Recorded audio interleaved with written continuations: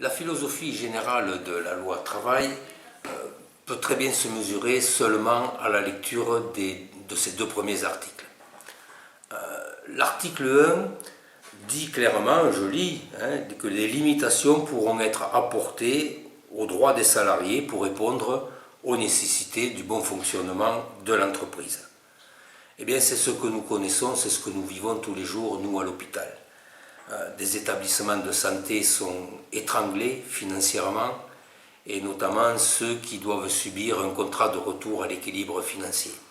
Nos droits sont quotidiennement bafoués. Le droit que l'on a de bénéficier de 21 jours de congé annuel pendant l'été, ça n'existe dans pratiquement aucun hôpital maintenant. Le droit que nous avons de bénéficier d'un week-end sur deux, là aussi, c'est de la pure théorie. Même nos congés pour enfants malades sont sans arrêt remis en question. Quant au respect des plannings, c'est un droit qui est enfoui au rang des utopies les plus extravagantes. Enfin, dernière trouvaille de notre direction de l'hôpital, c'est la suppression de la prime spécifique des aides-soignantes pour les nouvelles aides-soignantes recrutées. C'est-à-dire que c'est le seul moyen de reconnaître financièrement leur diplôme qui est ainsi refusé à ces agents-là.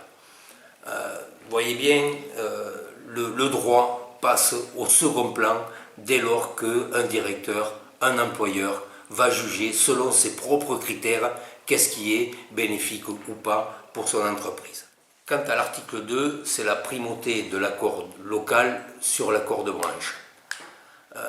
Les employeurs trouveront toujours une organisation syndicale plus ou moins servile, on en connaît dans notre pays, pour négocier et pour organiser un référendum, mais ce référendum sera faussé parce qu'il va être soumis à une pression redoutable de la part de l'employeur.